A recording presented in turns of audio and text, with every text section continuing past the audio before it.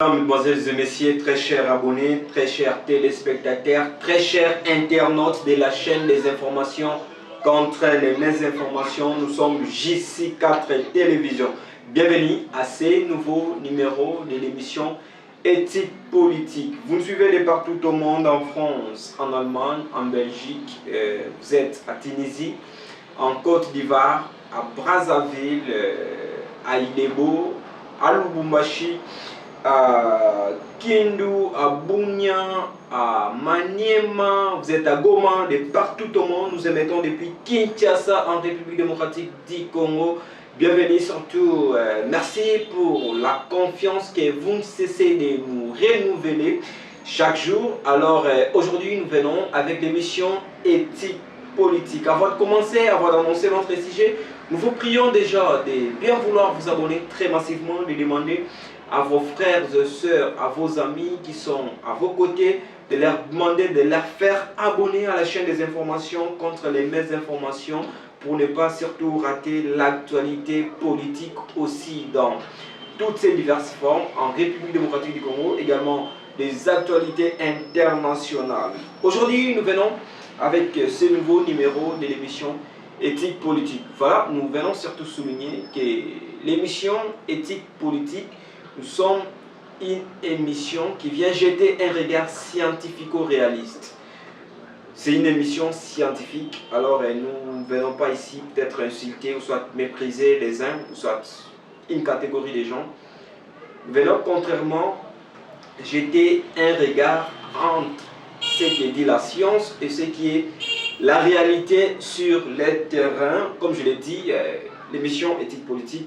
Voilà, mesdames et messieurs, nous allons aujourd'hui parler sur un sujet. Quel candidat pour les prochaines élections? Qui peut être porté comme député national dans notre pays, comme député provincial, comme conseiller municipal? Vous savez que depuis l'accession à la souveraineté internationale et nationale de notre cher et beau pays, la RD Congo, l'accession, j'ai dit bien, l'accession à la souveraineté internationale et nationale. Là, c'est mon professeur le professeur Louis Kaloubi qui nous a enseigné. Il a dit, on ne peut pas seulement parler de l'indépendance de notre pays, mais il faut aussi parler de l'accession à la souveraineté internationale et nationale de notre pays. Voilà. Depuis. Et aujourd'hui, nous sommes en 2023. Ça doit maintenant faire 63 ans que les autochtones ont pris la gestion de notre pays en main. Donc, les Congolais eux-mêmes, ils se sont dit qu'ils sont devenus martyrs pour diriger leur pays. Ça doit maintenant faire 63 ans. Alors, nous sommes au 4e cycle électoral de notre pays. Nous sommes au 4e cycle électoral de notre pays. Alors, nous voulons cette fois-ci que nous puissions, c'est le souhait de tout le monde, nous voulons que nous puissions surtout reconstruire notre pays. Nous voulons que nous puissions dresser tous nos fronts qui ont été longtemps courbés. Nous voulons bâtir un pays plus beau qu'avant. Voilà. Je pense ici que les élections qui s'annoncent, nous aurons les élus qui auront les soucis de la population. Vous savez que lorsqu'on devient politicien, lorsqu'on gère la chose publique, c'est d'abord à l'intérêt national. Ce n'est pas pour se servir d'abord soi-même, c'est pour servir d'abord la population. Voilà. Comme nous sommes une émission scientifico-réaliste, l'émission c'est éthique politique. Éthique, le mot éthique ça signifie la morale. Alors, parce qu'on parle de l'éthique politique, c'est-à-dire quelle est la morale que doit avoir un homme politique? Quel est le charisme, la morale? Quelle attitude qu'il doit adopter? Quelle position? comment est-ce qu'il doit. Si je dois ajouter, le mot éthique marche avec déontologie. Voyez un peu, la morale, l'attitude, les comportements, les charismes même d'un homme politique. Est-ce qu'aujourd'hui au Congo, nous avons des hommes politiques? Voilà. À ce 4e cycle électoral, je suis en train d'observer que nous avons plus de 20 000 candidats pour 500 sièges. Plus de 20 000 candidats pour 500 sièges à l'Assemblée nationale. Et je me pose la question, si aujourd'hui, si on veut devenir riche, est-ce qu'il faudrait seulement embrasser la politique? Il faut seulement se lancer en politique. Il y a des celles aujourd'hui qui n'ont jamais été politiciens, qui n'ont jamais été politiques, qui n'ont jamais été politologues de formation, mais qui veulent tous devenir des députés nationaux, des députés provinciaux, des conseillers municipaux. Alors je me pose la question, est-ce que pour aider son pays, il faut nécessairement devenir député? Mais chacun, moi je pense que chacun de nous peut aider ces pays à se développer dans son domaine de prédilection. On peut être médecin et aider les pays à avancer. On peut être magistrat, on peut être journaliste comme moi, on peut être enseignant, va même des menuisiers. Tous ces mondes-là, les chauffeurs, les enseignants, des professeurs des universités, des policiers, des militaires, peuvent aussi aider ces pays à se développer. Alors, nous venons analyser, faire comprendre aux téléspectateurs sur qui voter. Voilà, avant de commencer d'abord, je vais vous demander ici surtout de ne plus nous en vouloir et prière d'avoir surtout des nerfs solides. Nous n'avons plus de comptes à rendre avec qui que ce soit. Nous ne venons pas faire des discours de diabolisation. Contrairement, nous venons sensibiliser la population à faire des bons choix pour l'avancement de notre pays. Très chers candidats députés nationaux, très chers candidats députés provinciaux, très chers candidats présidents de la République, très chers candidats conseillers municipaux, quelle est votre vision pour la République démocratique du Congo? Est-ce que pour s'enrichir ou soit pour servir la population congolaise? Nous vous invitons de venir sur nos plateaux pour en débattre. Très chers candidats, très chers patriotes, quelle est votre vision pour ces pays? Est-ce que vous vous lancez en politique parce que vous avez échoué, peut-être dans X ou Y domaine de la vie, et vous pensez vous rattraper en politique? Non. Je ne pense pas que la politique doit être un lieu de refuge à tous ceux-là qui ont raté la vie dans d'autres domaines. Voilà, nous voulons avoir cette fois-ci le génie qualifié, compétent. Comment expliquer un candidat député national qui a fait 5 ans à l'hémicycle, qui n'a jamais proposé, ne fût-ce qu'une seule proposition de loi, mais il veut se représenter avec des discours démagogiques? Vous voyez, aujourd'hui les candidats députés, nous ne sommes pas encore pendant la période de la campagne électorale, mais vous allez voir des actions qu'ils essaient peut-être. Ils essayent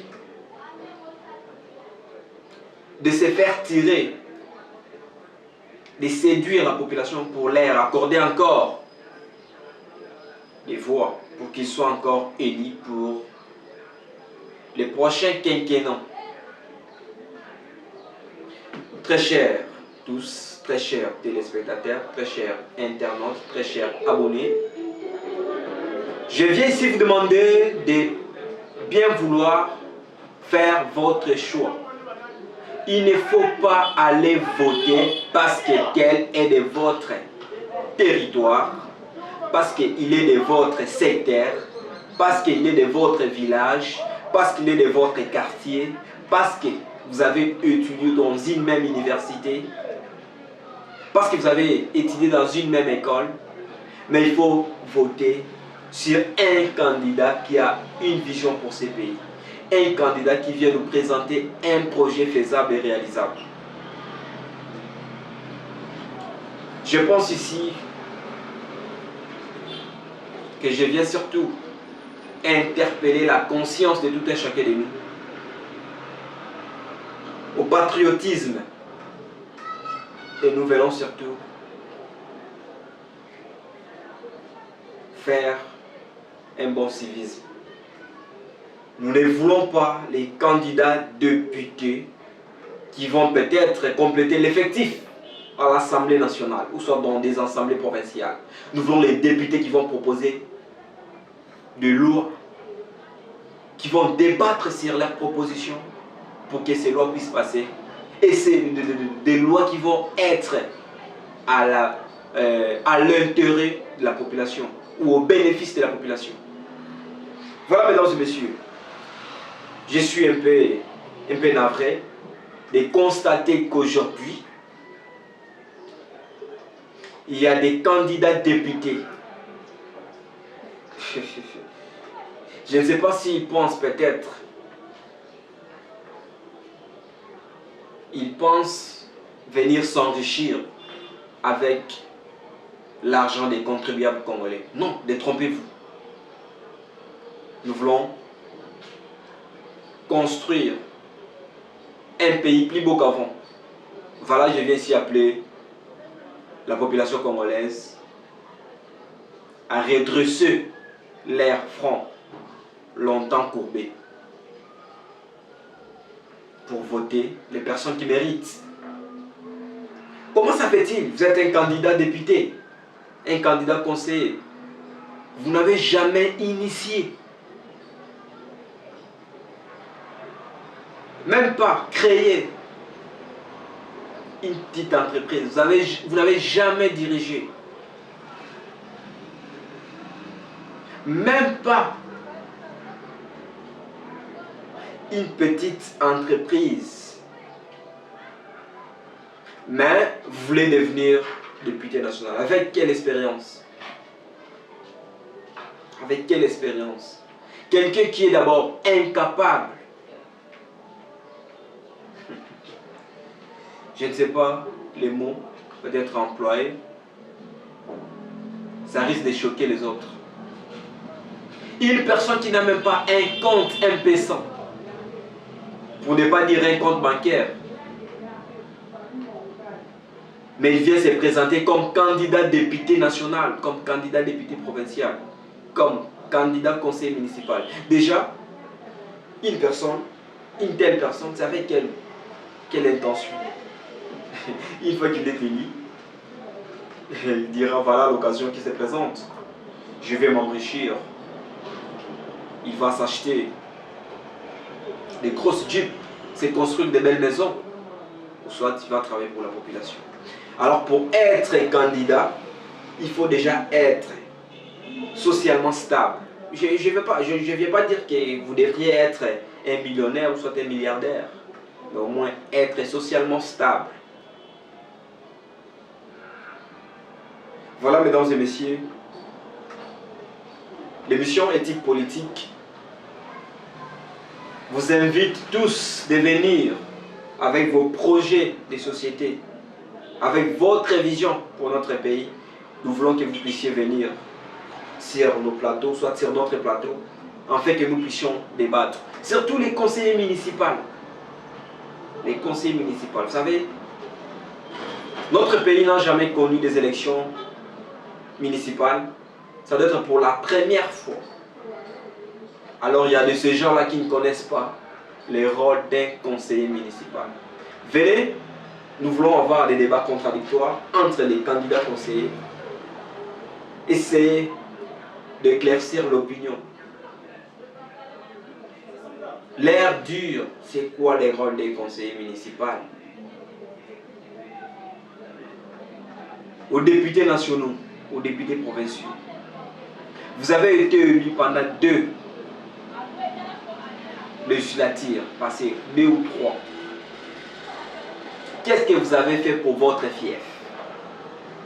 Je suis en train de voir, il y a d'autres députés à la veille des élections qui partent dans leur fief pour organiser des tournois de football, pour essayer peut-être de réhabiliter des écoles qu'ils ont longtemps oubliées. Est-ce que c'est ça même le rôle d'un député? Le rôle d'un député, c'est de proposer des lois. Proposer des lois, faire voter des lois qui vont être au bénéfice de la population congolaise. C'est pas venir nous flatter avec des discours démagogiques, avec vos 1000 francs, vos 2000 francs, vos 3000 francs, pour que vous soyez encore réunis. Chers députés, il faut nous proposer des lois, nous faire voter des lois qui vont aider la population congolaise à se trouver des emplois, à bénéficier des soins de santé. Voilà, mesdames et messieurs, nous ne venons pas s'attaquer à qui que ce soit, mais nous venons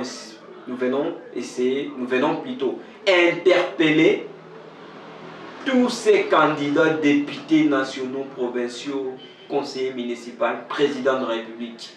Présentez-nous vos projets de société. Dites-nous quelles sont vos visions pour ces pays. Voilà, mesdames et messieurs, très chers abonnés, très chers téléspectateurs de la chaîne des informations contre les désinformations. Nous espérons revenir dans les prochains numéros avec plus d'énergie. Un candidat qui est incapable de s'adresser devant ses électeurs.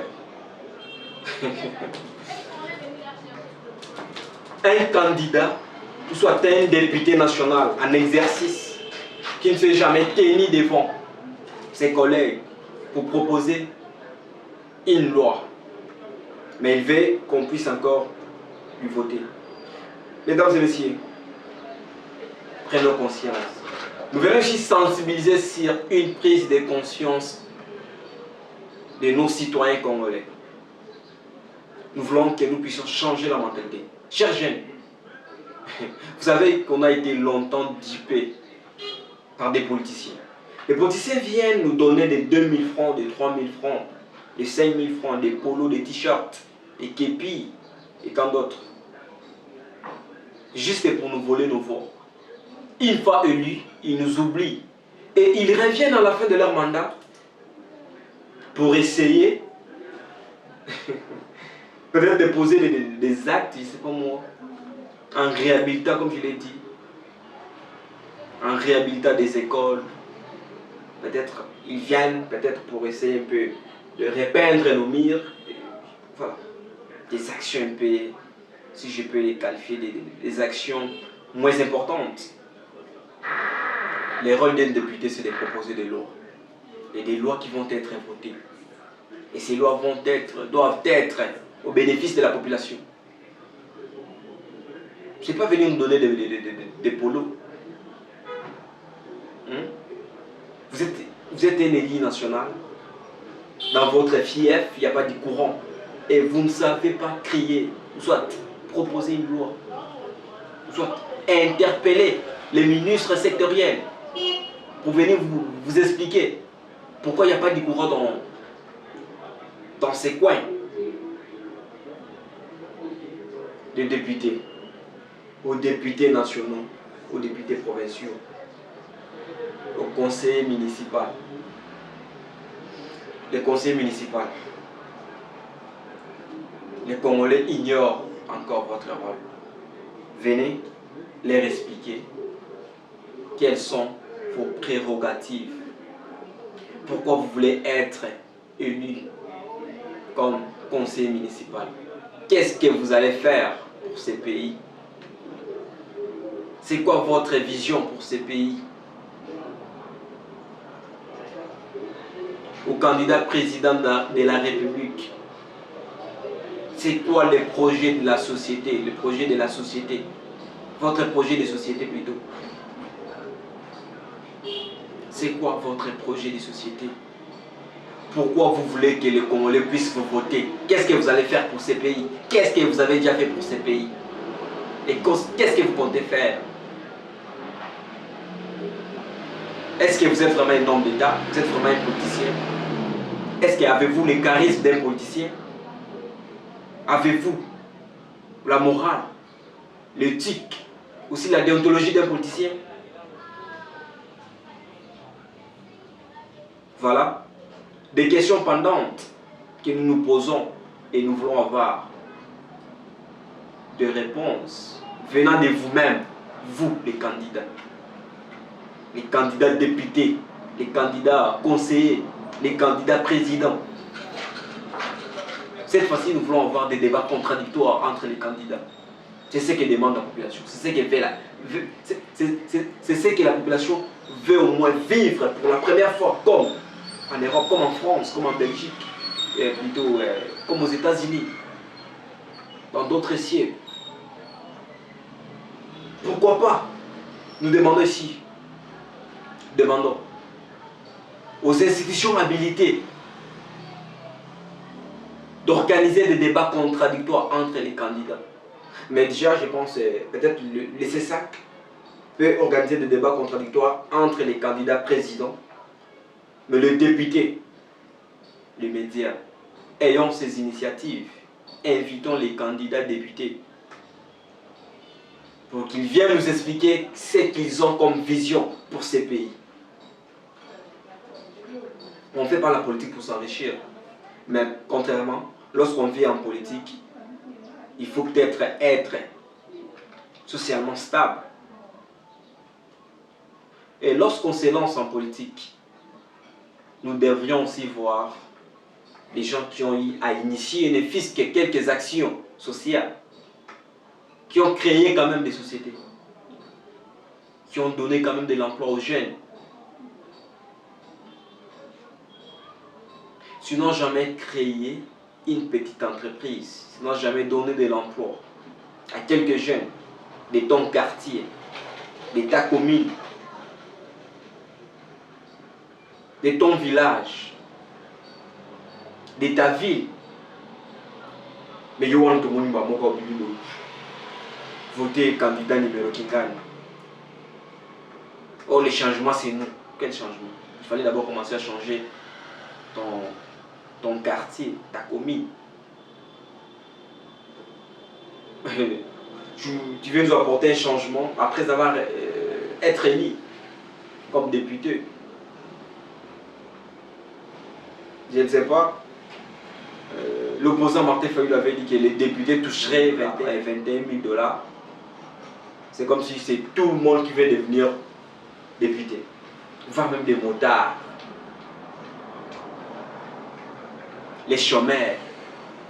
Comme je l'ai dit, quelqu'un qui n'a pas un compte Orange Money, Airtel Money,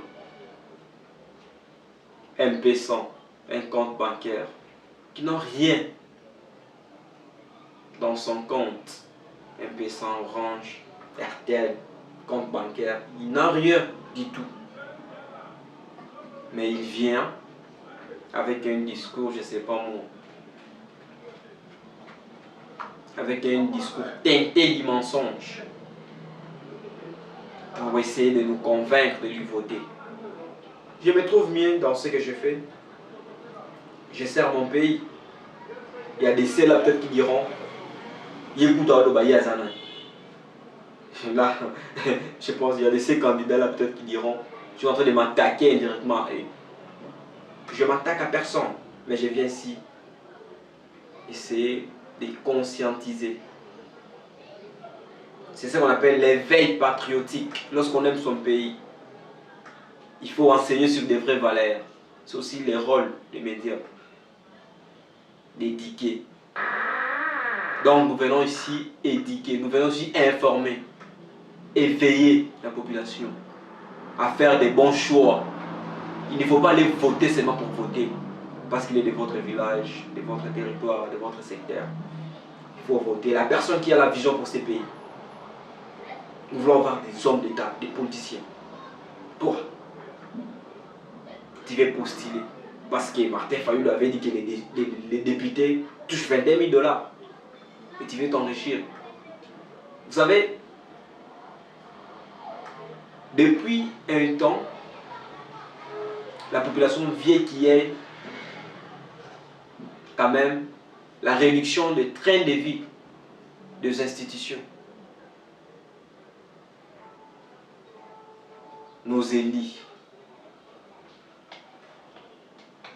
nationaux, bon, les élus provinciaux peut-être, ils ont des arriérés. Récemment, ils sont allés faire un sit-in devant la primature. Peut-être ils ont des arriérés. Et je me pose la question déjà, vous qui êtes des conseillers municipaux, déjà les députés provinciaux, ils réclament des arriérés des salaires, des émoluments. Et vous les conseillers municipaux, est-ce que, je ne sais pas si vous au moins, vous serez pris en charge.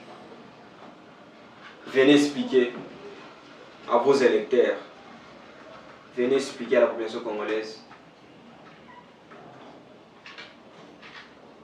vos rôles étant que des conseillers municipaux.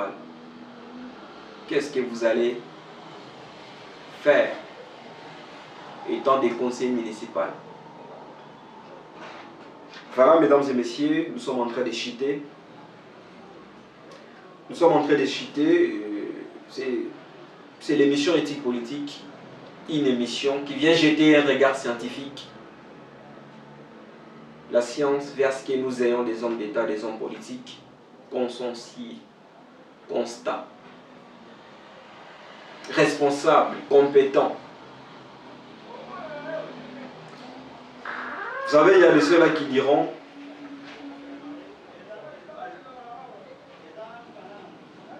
on peut acquérir de l'expérience en travaillant. Oui. Mais il faut d'abord commencer à travailler.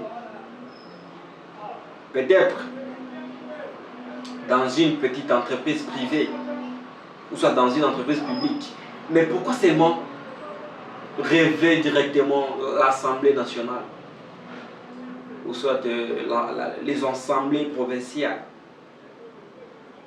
Commencez d'abord à travailler dans... Ça peut être dans des secteurs privés ou publics, mais lorsqu'on est enseignant, lorsqu'on est militaire, lorsqu'on est, je ne sais pas moi, chef d'une petite entreprise, j'espère que la population pourrait vous faire confiance. Toi là, tu n'as jamais été même chef de classe. Tu n'as jamais été même chef de promotion. Mais tu veux être élu comme député national. Tu n'as jamais travaillé dans une entreprise publique ou privée. Peut-être tu étais chômeur. C'est vrai que nous avons, dans notre pays, il y a beaucoup de chômeurs, oui c'est vrai. Il y a même les intellectuels qui chôment. Les intellectuels, peut-être, qui sont intelligents, mais qui chôment. Alors lorsqu'on est intellectuel, est-ce qu'on peut rester là, en train de quémander? Non. Il faut peut-être aller chercher comment créer soi-même. Créer une petite entreprise. Engager les gens. C'est à partir de là que nous pouvons vous faire confiance. Dire, voilà tel monsieur, il a eu à initier tel projet. Il a eu à créer un Asbel. Il a créé, c'est pas moi, une organisation non gouvernementale. Ce sont des gens là que nous avons besoin. Même la Bible dit il faut couper sa moto à Zadiana 1. Je sais pas moi. Il y a un passage biblique qui dit donner à celui qui a déjà. Voilà. Donc, mesdames et messieurs, prenons conscience. Avant de voter, il faut d'abord comprendre qui est cette personne que je vais voter. Qu'est-ce qu'il a déjà fait pour ce pays? C'est quoi sa vision pour ce pays? Voilà, nous sommes arrivés à la fin de notre émission. Je dis un grand merci à l'équipe technique de JC4 Télévision.